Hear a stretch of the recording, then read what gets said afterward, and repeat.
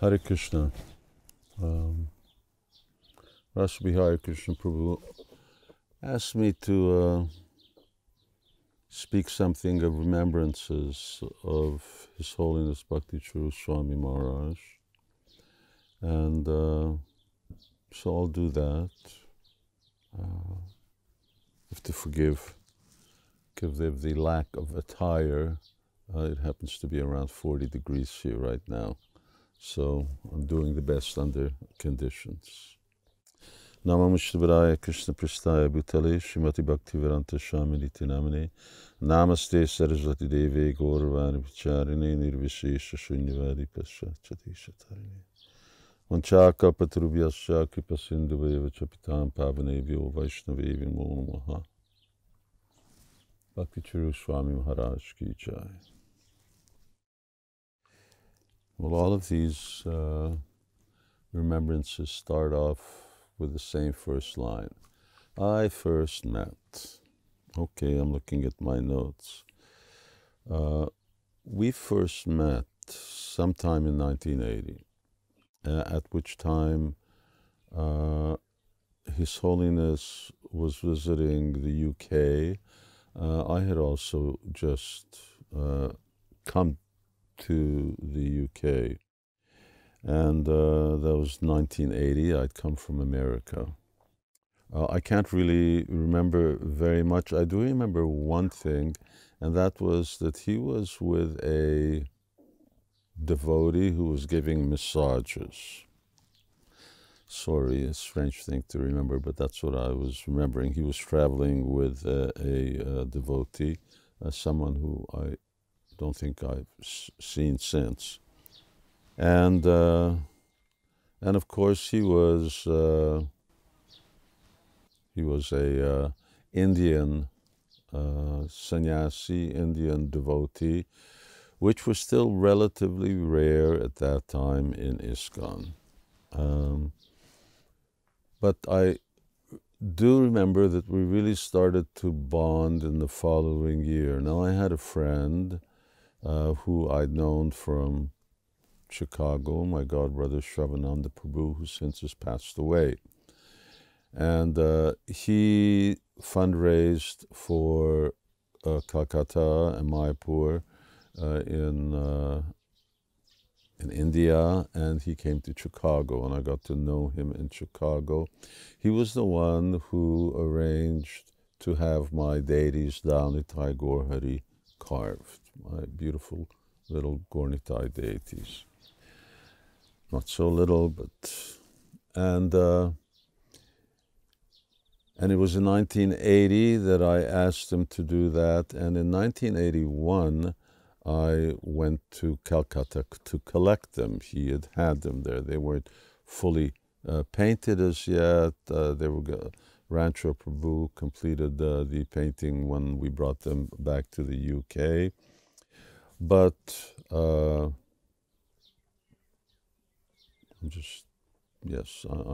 right with the dates. But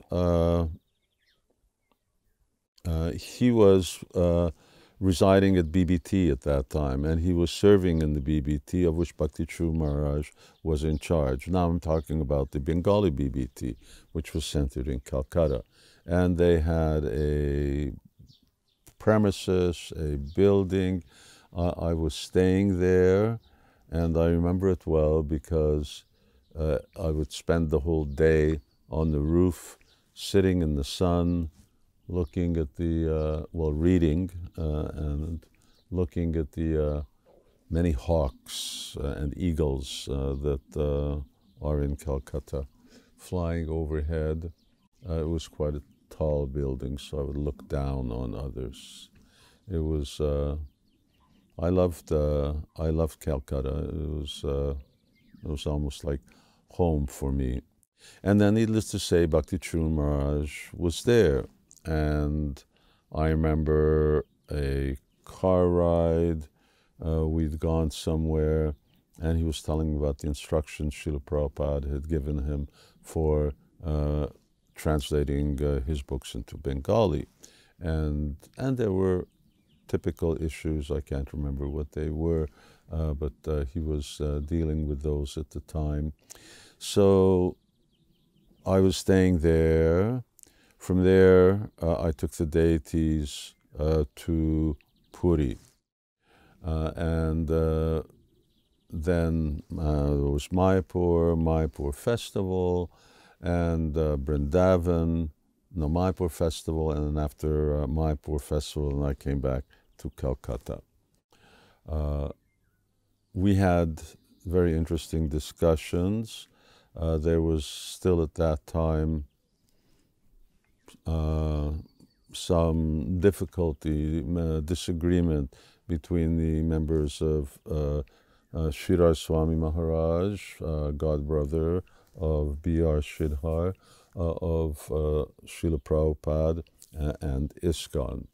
And he had a good relationship. He knew Sridhar Swami Mahārāja from earlier. He had gone to him and so on. And we had some talks about that situation. I remember having discussions about cosmology, and particularly what Sridhar Mahārāja had spoken about cosmology, because Prabhupada had sent devotees over to him to get his perspective. He was a very advanced and realized Vaishnava. But the most significant thing was at that time was that I had Gornitai, but I had nothing to travel with them, especially to bring them back to the UK. So Mahārāja immediately offered, you know, in his very typical hospitality, hospitable way, that I'll get my carpenter, and I'll get him to make a nice box. So carpenter came and he made a box. Boy, did he ever make a box. I mean, that thing was 10 kilos. And I was carrying it as hand luggage, and the deities were inside. Well, they were certainly safe. But it was the only time that I used it. Then I got the current box that we still have after 40 years. And I don't know what happened to the other box. If anyone's curious about what happened to that, many things disappeared between my transition from the UK to Hungary. So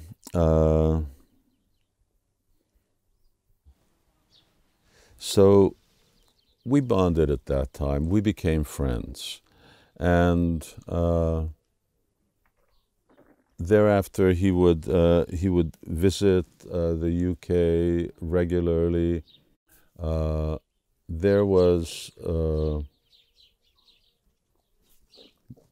once ISKCON UK went through its second trauma. There was a question of who would be GBC, and the GBC were suggesting that he should be the GBC of the UK. Local devotees at last minute asked that I be. Actually, they already voted Bhakti True Mahārāja as the GBC, or proposed him. And then at the last minute, these messages came through, and as they said, I should do it. I really didn't want to get into a GBC service. I knew what it was going to entail, because I'd been sitting in GBC meetings for the last, well, that was 87, so for the last 6 years. And but anyway, then I did accept that. So then Mahārāja wasn't particularly involved, but he used to come and visit, and I asked him once. We used to talk about Chaitanya Charitamrita. I love to hear him speak Bengali. I mean, many people spoke Bengali, but the way Bhakti True Swami Mahārāja spoke Bengali, for me it was like music. That's what I envisaged Chaitanya Charitamrita Bengali to sound like. And once I asked him, I said, Mahārāja, I'd like to, you have now disciples in India, in Calcutta. I'd really like you to introduce me to some real aristocratic Bengalis. So we said, okay. And sometime later, he sent me the address. When you go to India, go to these devotees' place. And I did go to India. I didn't go alone. There was about a dozen of us. And we went to those devotees who may know them. We went to Chaitanya Das's house, Chaitanya Das, Malini, etc. Now, their house wasn't the house that you see now, which is a big 4-story building in full bagan, which is a 10-minute drive from the airport. It was very convenient. It was just a 2-room house.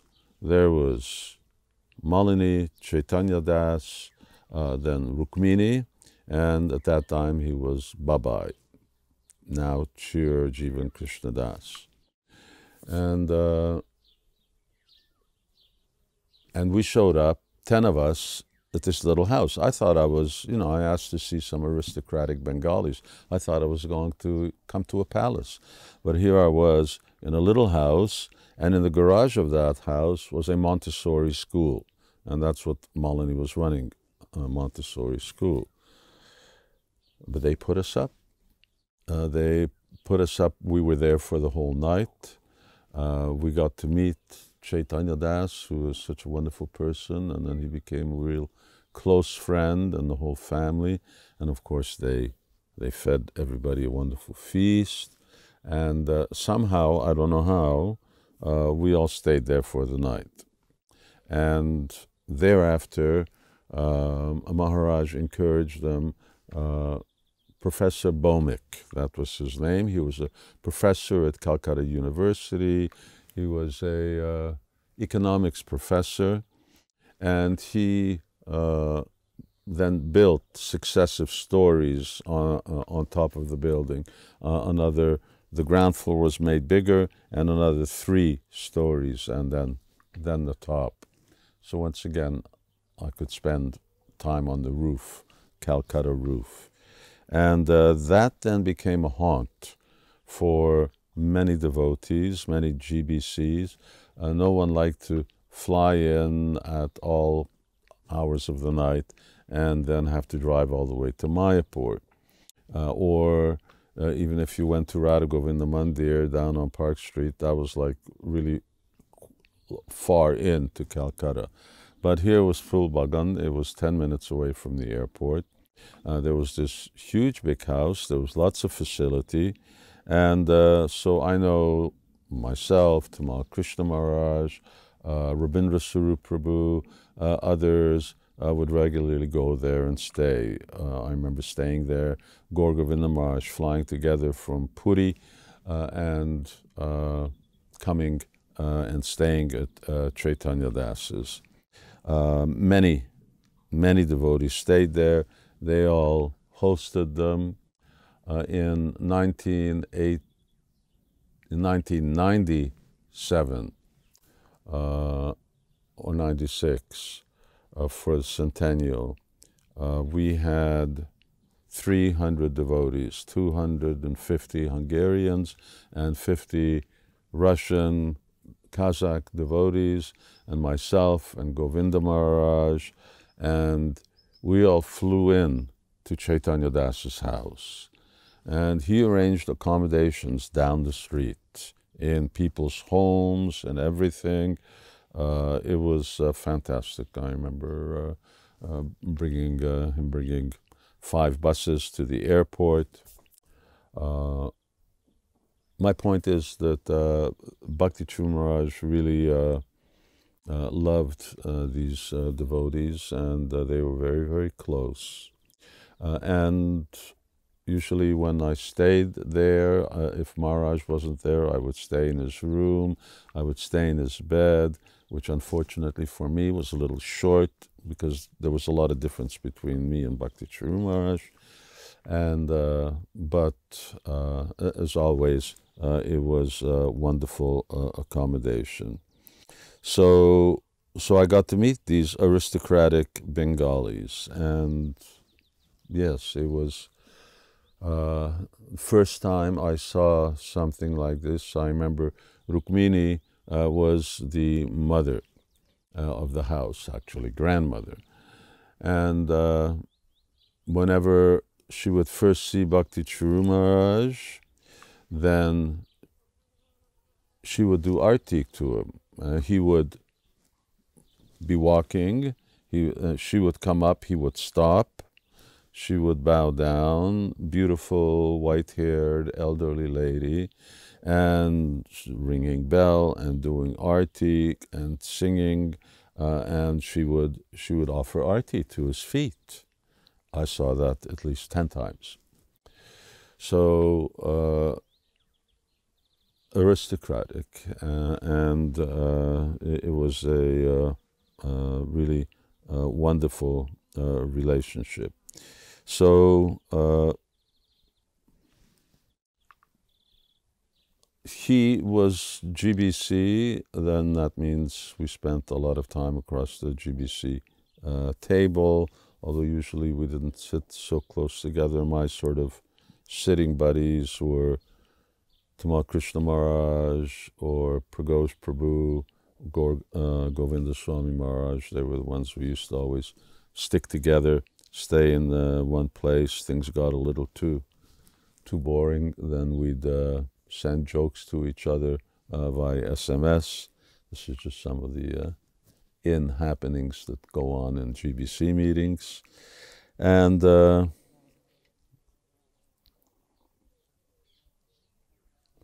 in 1990, I was the GBC chairman. So what you all know is Bhakti Cāru Mahārāja's accommodations in Mayapur, that literally that whole floor, that suite of many rooms. I used to stay there. I used to stay there with quite a few devotees that came from the UK. Mostly devotees were there from the UK with me. And so I occupied that apartment for about 2 years.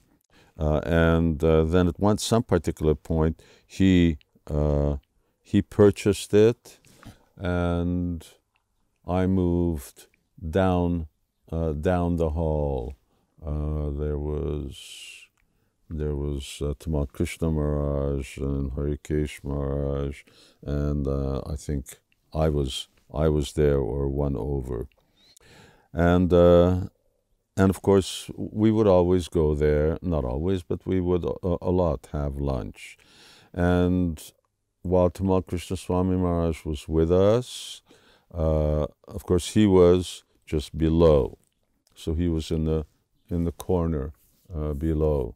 Now, Tamal Krishna Maharaj, Bhakti Cāru Maharaj had a very close relationship, because when Bhakti Cāru Maharaj joined, first actually he was with Bhavananda Maharaj, and then when Prabhupada saw this Bengali devotee, and at that time he was, there was Nitai Chand Maharaj Swami, but then Goswami, but it was Bhakti Cāru Maharaj, an aristocratic Bengali, and there was Subhad Maharaj, he was first here in the UK, and then he was also there.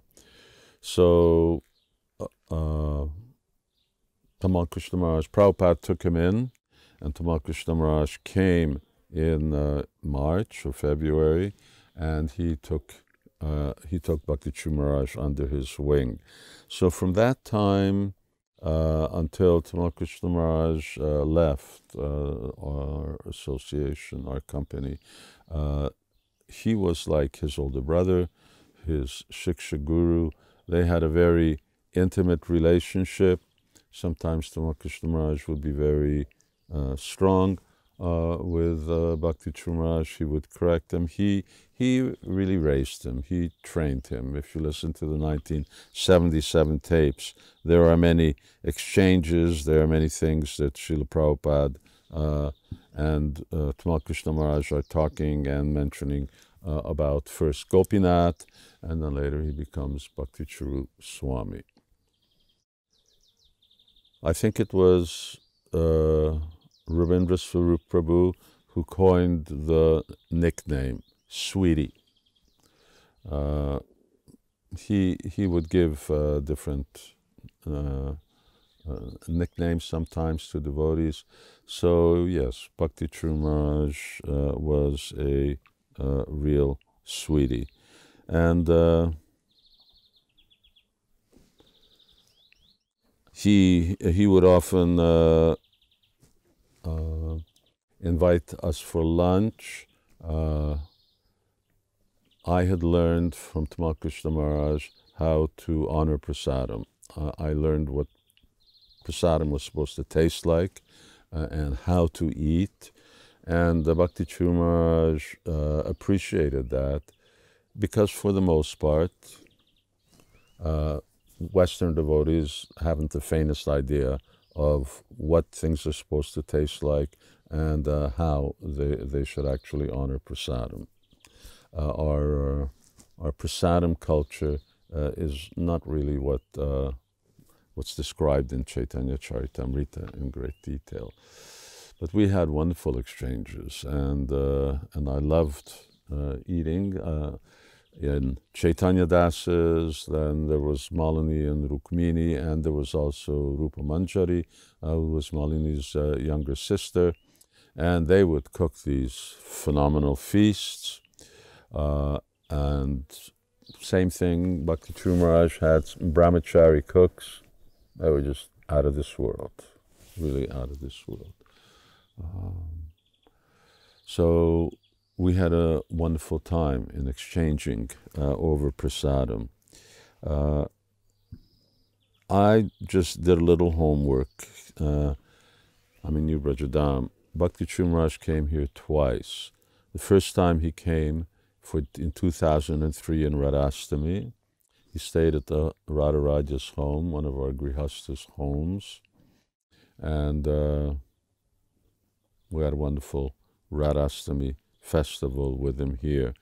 And then he came back at 2013, and I think that's when he was chairman. Now, maybe that was before he was chairman, but he came 2013. He came for our parikrama, our Namhata parikrama of New Brajadam. He was here for Janmashtami. He was here for Srila Prabhupada's Vyas Puja, and he was staying in our guest house at that time. And at one of those occasions or two, I remember that we had this discussion about starting a farming project.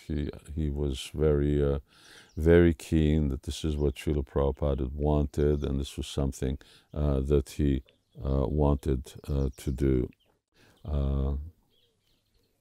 After he came here, I was obliged to go to Ujjain. I had not gone to Ujjain.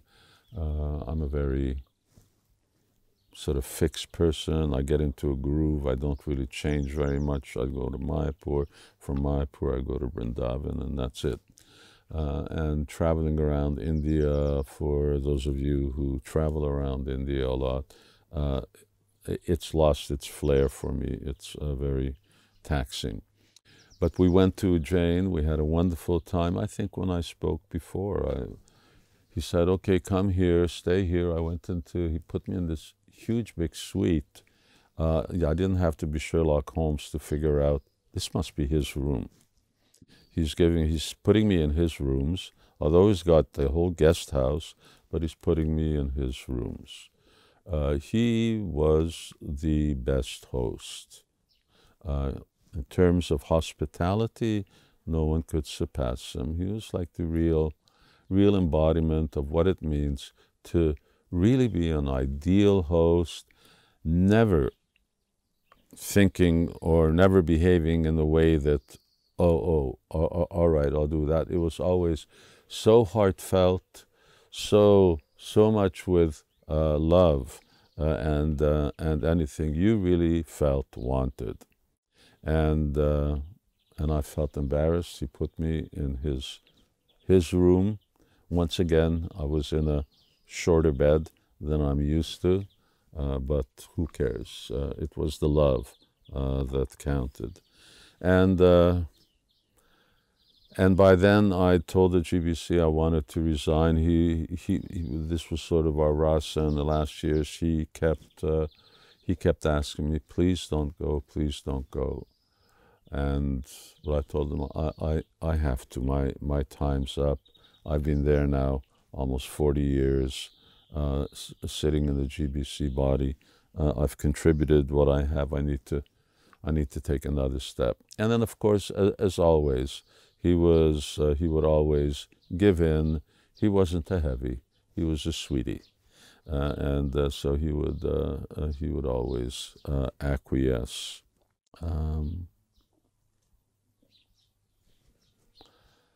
We talked about so many things. We talked about Swami Mahārāja. We talked about Srila Prabhupada. We talked about ISKCON. We had our doubts about certain things. We had philosophical agreements. We had some disagreements. He was always very huggable, very lovable. And I spoke to him just a little while. Now I can't remember how long, but it was just a week or two before he came to America, went to America. Didn't tell me that was he was going to do. It was already COVID time. It was a difficult time. Prabhupada, he'd ask Prabhupada once, Srila Prabhupada, what happens how will I realize my Swarup if you're absent, if you're not here? So Srila Prabhupada said, well, when the time comes, when you're ready, I'll come and I'll reveal it to you. So now he's gone, he's moved on. I always found that to be very important information in terms of my own personal spiritual practices and very inspirational. And he's no longer with us in the same way that he was before. I probably think of him more than I thought of him then. He, Tamal Krishna Maharaj, Srila Prabhupada.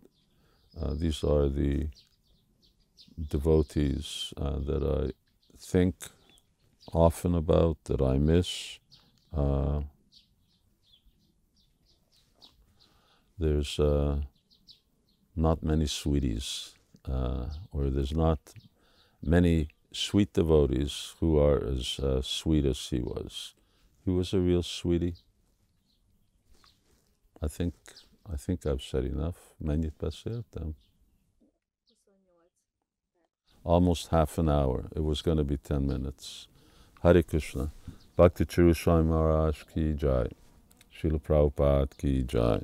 Jai Nitai Gaur Premanandi. Hari Hari Hari Bol.